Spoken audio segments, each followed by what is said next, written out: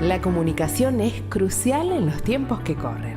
No obstante, desde siempre, Dios desea que estemos conectados permanentemente con Él. Gracias por acompañarnos en Conectados con la Palabra. Gustavo Caramelino hoy nos trae el tema Restaurando la misión, y hablábamos en el programa anterior de la maravilla de descubrir en medio de la crisis una oportunidad. Y David, entre las cosas que va a recuperar es la misión. Dios va a restaurar la misión por la cual lo había llamado a él.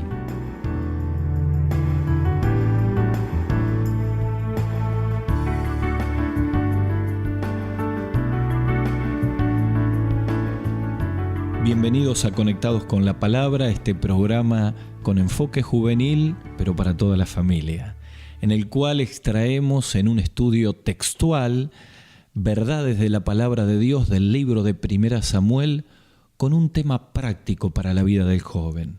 El tema que vamos a desarrollar en este programa lo hemos titulado Restaurando la misión. Este es nuestro tema. Y vamos a leer en 1 Samuel capítulo 30, desde el versículo 7. Alguien dijo alguna vez que valoramos las cosas cuando las perdemos. Cuando uno pierde la salud, los amigos, los seres queridos, uno se da cuenta el valor de las cosas que pierde. El capítulo 30 del libro de Samuel nos relata en los primeros 6 versículos el drama tremendo que vive David con sus 600 valientes cuando, volviendo del frente de batalla, llega a la tierra de Siclac, en la tierra de los filisteos, donde David vivió 16 meses fuera del programa de Dios, y encuentra a los amalecitas que habían saqueado la ciudad, habían llevado a sus esposas, a sus familias. Los primeros 6 versículos de este capítulo muestran la tremenda crisis en que entran, a punto de que aquellos que habían sido los que David convirtió en sus valientes, aquellos que David había transformado y llevado a la victoria, se vuelven en contra del líder y hablan de apedrearlo, y en medio de una tremenda crisis de llanto y de angustia de todos estos hombres, dice la Biblia que David se fortalecía en Jehová su Dios. Y hablábamos en el programa anterior de la maravilla de descubrir en medio de la crisis una oportunidad. Y David, entre las cosas que va a recuperar es la misión. Dios va a restaurar la misión por la cual lo había llamado a él. Y miren, muchos de nosotros a lo largo de la vida necesitamos la restauración de Dios. Dice el apóstol Pablo en Romanos capítulo 5, versículo 20, que cuando abundó el pecado, donde abundó el pecado, sobreabundó la gracia. Pedro dice en 1 Pedro capítulo 4, versículo 3, basta el tiempo pasado, el tiempo perdido, para hacer lo que agrada a los gentiles. Y dice en el versículo 2, vivamos el tiempo que resta, no conforme a nuestras concupiscencias, a nuestros deseos, sino conforme a la voluntad de Dios. En ambos casos lo que la palabra nos está diciendo es, no perdamos más el tiempo, no perdamos más la vida, recuperemos la misión y el llamado de Dios. Y este tema de restaurar la misión en David es tan actual.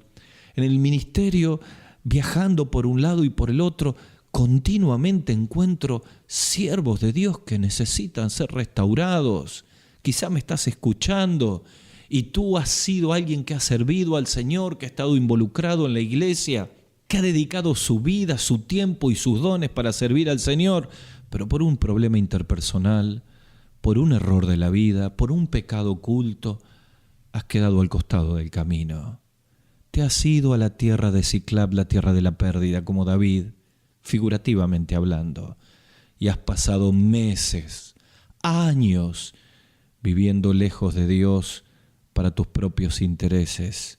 Pero quiero decirte que el Dios de la Biblia es un Dios de restauración. Los judíos veían a Dios como un Dios de restauración en todos los tiempos del exilio. El Salmo 80, por ejemplo, es un salmo de la restauración por excelencia. En 3 oportunidades, Asaf, el salmista, dice, «Oh Jehová, restáuranos, haz resplandecer tu rostro y seremos salvos». Y saben, aquí en este capítulo 30, desde el versículo 7, David comienza a restaurar la misión. Vamos a leer juntos, te invito a abrir tu Biblia o tu dispositivo móvil. Dice la Biblia en 1 Samuel capítulo 30, versículo 7. Y dijo David al sacerdote Abiatar, hijo de Ahimelech: te ruego que me acerques el efod. Y Abiatar le acercó el efod a David. Y David consultó a Jehová diciendo: ¿perseguiré a los merodeadores? ¿Los podré alcanzar? Y él les dijo: síguelos, porque ciertamente los alcanzarás, y de cierto librarás a los que están cautivos. Versículo 9. Partió pues David, él y 600 hombres que con él estaban, y llegaron al torrente de Besor, donde quedaban algunos. Y David siguió adelante con 400 hombres, porque se quedaron atrás 200, que cansados no pudieron pasar el torrente de Besor. Y hallaron en el campo un hombre egipcio, el cual trajeron a David y le dieron pan y comió, y le dieron a beber agua, y le dieron un pedazo de masa de higos secos, y luego que comió, volvió en él su espíritu, porque no había comido pan. Y David le dijo, versículo 13, ¿quién eres tú? ¿De dónde eres? Y respondió el egipcio: soy un siervo amalecita. Y comienza a contarle aquí en los versículos 14 y 15 cómo había sido parte de los amalecitas que habían saqueado donde él estaba, Siclag, y cómo lo entregaron y lo dejaron porque estaba enfermo, como era costumbre de muchos amos, aquellos que estaban enfermos. Pero dice el versículo 16 que David los llevó pues, y aquel muchacho les indicó dónde estaban los enemigos. Y dice el versículo 16 que estaban desparramados sobre aquella tierra, comiendo y bebiendo y haciendo fiesta por todo aquel gran botín que había tomado de la tierra de los filisteos y de la tierra de Judá. Y los hirió David desde aquella mañana hasta la tarde del día siguiente. Y no escapó ninguno de ellos, sino 400 jóvenes que montaron sobre camellos y huyeron. Y libró David a todo lo que los amalecitas habían tomado. Asimismo libertó David a sus 2 mujeres. Y dice el versículo 19, y no le faltó cosa alguna, chica ni grande, así de hijos como de hijas del robo, y de todas las cosas que le habían tomado. Y aquí está nuestra frase: todo lo recuperó David. Versículo 26, y cuando David llegó a Siclag, envió el botín a los ancianos de Judá. Sin duda, David, después de 16 meses de estar en la tierra equivocada, en la tierra de Siclag, Dios restauró la misión. Y sabes, es importante encontrar aquí 4 secretos. Y a los 4 lo vamos a titular con palabras con la letra D para que lo recordemos. Son los 4 secretos para la restauración de la misión. Y quiero pedirte que mientras los desarrollemos, pienses en tu vida. A vos que un tiempo serviste al Señor, pero quedaste al costado del camino. A usted que fue parte de la obra misionera y por el río de la vida y no sé qué cosas, ya no está sirviendo al Señor y sentís vacío en tu corazón, insatisfacción. ¿Podrá Dios darme otra oportunidad? Bueno, en medio de la crisis Dios restauró la misión de David. Nuestra primer D para restaurar la misión, necesitamos recuperar la dependencia. En segundo lugar, necesitamos recuperar la decisión. En tercer lugar, necesitamos recuperar la dirección. Y en cuarto lugar, necesitamos recuperar nuestra dedicación a Dios. Vamos al primer secreto, a nuestra primera D para restaurar la misión: dependencia. El versículo 7 del capítulo 30 nos muestra a David pidiendo al sacerdote Abiatar que le acerque el efod. ¿Saben? Abiatar era hijo de Ahimelech, el sacerdote de quien David había recibido provisiones en Nob. Esto está en el capítulo 21. El Urim y el Tumim, que eran 2 piedras que brillaban en el pectoral del sacerdote, habitualmente se guardaban en el efod. Significaban esas piedras la voluntad de Dios, el hablar de Dios. Por eso David, cuando pide el efod, está pidiendo las piedras. Y él está queriendo decir: hasta aquí tuve una vida de independencia. Hasta aquí estuve tomando decisiones sin consultar a Dios. De hecho, me fui del programa de Dios cuando crucé la frontera de los filisteos. Pero ahora quiero volver a depender de Dios. Necesito apelar a Dios. sin Él no voy a encontrar mis esposas, sin Él no vamos a recuperar nada. Y va al sacerdote y depende de Dios y apela a Dios. El sabio Salomón nos habla de la importancia de la dependencia espiritual para servir a Dios, para conducir la vida. Dice capítulo 3, versículo 5 del libro de Proverbios: fíate de Jehová con todo tu corazón y no te apoyes en tu propia prudencia. Reconócelo en todos tus caminos y Él enderezará tus veredas. Claro, a partir de 1 Samuel capítulo 30, versículo 7, David volvió a depender de Dios, como lo hacía antes, como no lo había hecho estos 16 meses en Siclab, tierra de los filisteos. Si uno va al capítulo 2 del segundo libro de Samuel, luego de la muerte de Saúl, capítulo 2, versículo 1, otra vez David vuelve a consultar para si tenía que volver a Israel. ¿Subiré a alguna de las ciudades de Judá? La respuesta de Dios fue inmediata: Hebrón. Allí tenía que ir David. Volvió a tener una vida de dependencia espiritual. El mismo Señor Jesucristo dijo en Juan capítulo 15: sin mí nada podéis hacer. Mirá, como consiervo debo decirte, podemos tener la mayor elocuencia, podemos tener mucha información, podemos tener muchos recursos económicos, no sirven de nada si no dependemos del Señor. Podemos haber tenido una gran victoria espiritual un fin de semana, si no dependemos humildemente del Señor. Probablemente el próximo paso sea un fracaso y una derrota. La dependencia espiritual significa entender que sin Él no somos nada, que nosotros somos nada más que canales para los recursos de Dios. Por eso cuando uno habla de ministerio, la definición del Dr. Warren Wiersbe en su libro Llamados a ser siervos, nos habla de la dependencia como algo irreemplazable para la vida del siervo. Él define el ministerio con estas palabras. Dice el Dr. Wiersbe: el ministerio tiene lugar cuando los recursos divinos satisfacen necesidades humanas a través de canales amorosos para la gloria de Dios. En 4 puntos define un Dios que utiliza a personas como canales para llegar a las necesidades de las personas. Claro que si no dependemos de Él, no podemos producir un cambio, ninguna conversión, ninguna modificación. David recuperó la dependencia y comenzó a restaurar la misión. Quizá tú me escuchas y sientes que se te ha caído el filo del hacha, que el ministerio se ha hecho una gran carga, que los resultados no llegan, que las personas no vienen a los pies de Cristo. Necesitamos volver, clamar, pedirle al Señor que mueva su mano poderosa. Y entonces vamos a ver la dependencia. Recuerdo cuando teníamos el conjunto evangelístico y todas las puertas se cerraban para la campaña evangelística en medio de un anfiteatro y no había corriente eléctrica y no había permiso y el clima estaba inestable. Y cuando nos dimos cuenta que teníamos que clamar al único que podía abrir las puertas, nos pusimos de rodilla con el equipo evangelístico, clamamos y aparecieron los permisos, apareció la provisión eléctrica.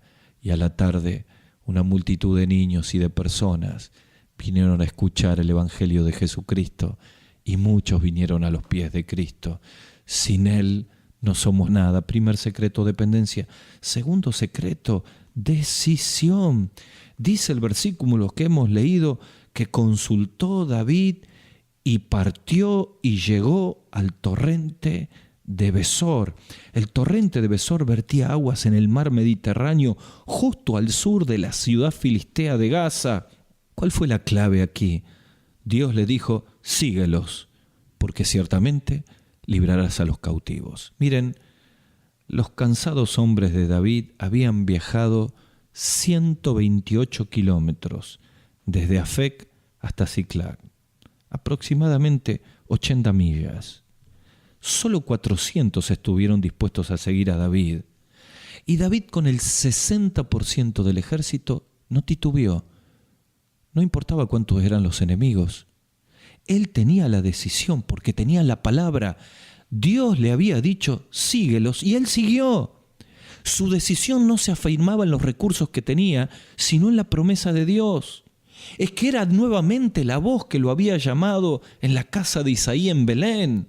Era la misma voz que lo había llevado a confiar en Goliat y luchar con los enemigos. Era la voz ahora que le decía, no importa que se te ha diezmado el ejército, síguelos.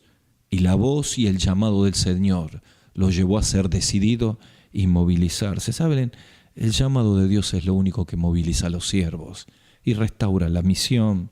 En Hechos capítulo 16, versículo 10, el apóstol Pablo toma la decisión de ir a predicar a Europa, a la colonia romana de Filipos, a la primera obra misionera en el continente europeo, y dice en el versículo 10 del capítulo 16 que iban allí dando por cierto que Dios nos llamaba. ¿Saben? El llamado de Dios moviliza. Es imposible restaurar la misión si no volvemos a sentir la voz de Dios que nos dice, sígueme, que nos llama de nuevo, tal vez como Pedro. Venimos de un frustrado patio de Caifás y necesitamos la ribera del mar de Tiberias de Juan 21. Necesitamos sentir la voz del Señor que nos vuelve a llamar y nos vuelve a movilizar. Claro que necesitamos decisión para salir de nuestro letargo, de nuestra mediocridad, de nuestra falta de actividad. Volver a servir al Señor necesita ser movilizado por el llamado de Dios.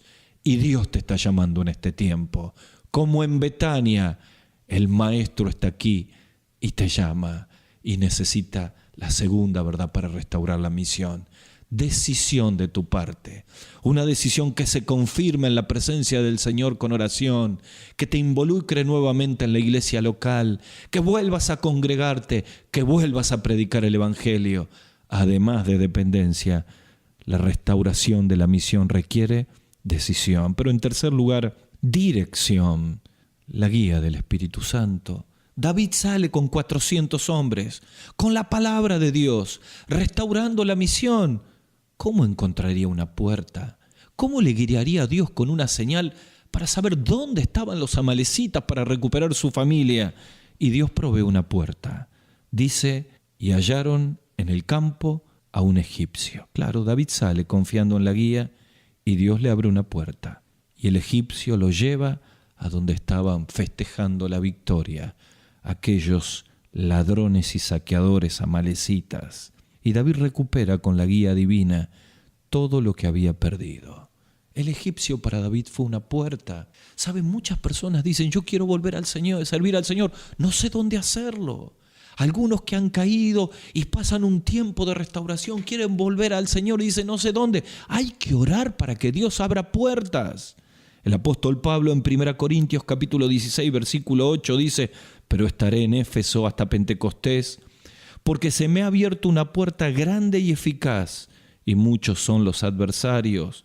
En Colosenses capítulo 4, versículo 13, pide a los colosenses que oren por él, y dice, orando al mismo tiempo por nosotros, para que el Señor nos abra, otra vez la palabra, puerta para la palabra. Claro, Pablo era consciente de la necesidad de puertas, porque las puertas son oportunidades del cielo.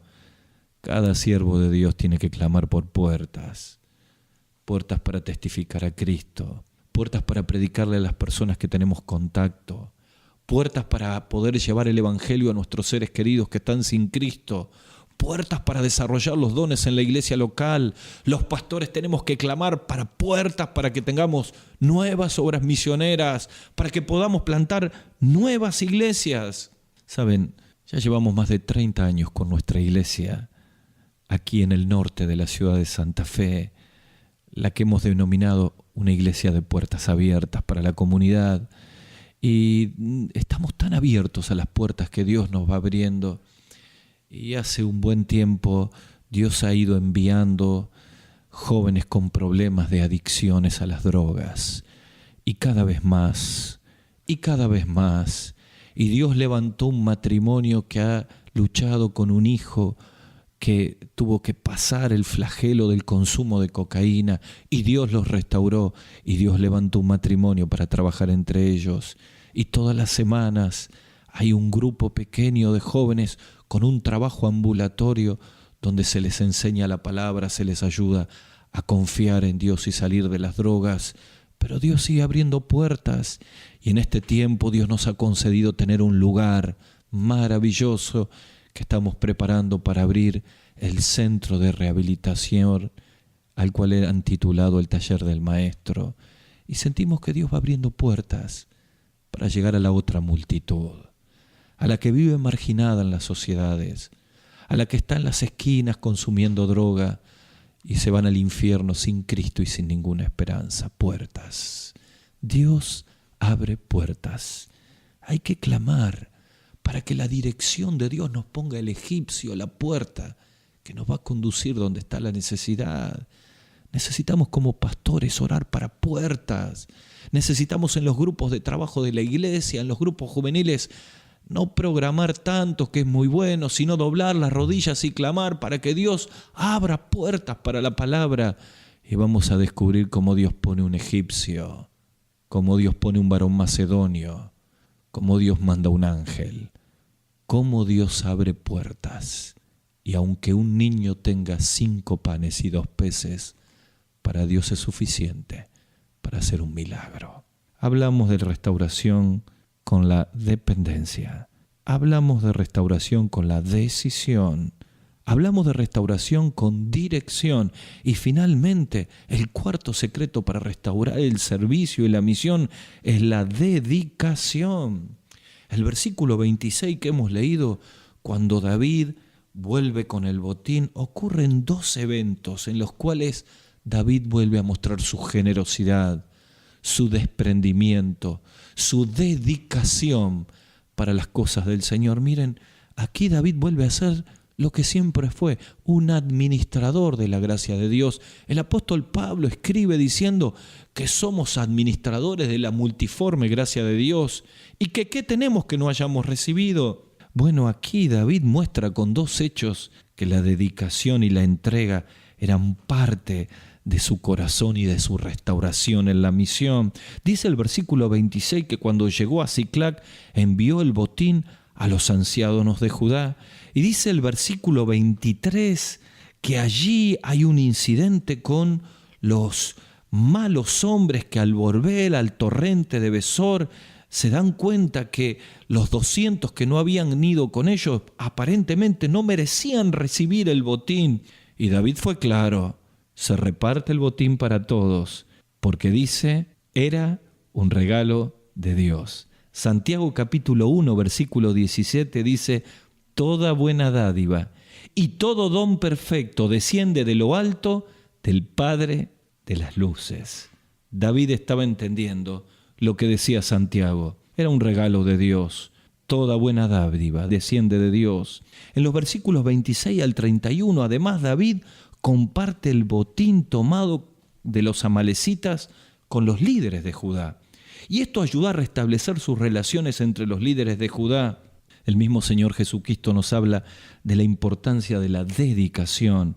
Dice Mateo capítulo 10, versículo 8, de gracia recibisteis, dad de gracia. Y en 2 Corintios el apóstol dice en capítulo 5, versículo 15, y por todos murió, para que los que viven ya no vivan para sí, sino para aquel que murió y resucitó por ellos. ¡Qué bendición es experimentar la restauración de la misión! Y estos 4 secretos nos llevan de la mano a lo que Dios tiene que hacer en nuestras propias vidas. En primer lugar, necesitamos recuperar la dependencia al Señor. Quizá hemos estado frío, lejos de Dios. Este es un buen tiempo para volver a la fuente y a la dependencia del Señor. Y el camino es la oración, doblar las rodillas. Necesitamos recuperar la decisión, volver a escuchar la voz de Dios que nos llama para seguir en el camino de Dios. Necesitamos recuperar la dirección, la guía del Espíritu Santo y clamar a Dios para que nos abra puertas, oportunidades para servir al Señor. Finalmente, necesitamos recuperar la dedicación y entender que tenemos dones, recursos, tiempo, salud, que no es propio, es de Dios y necesitamos entregarlo y dedicarlo al Señor. El versículo 19 nos lleva a la conclusión.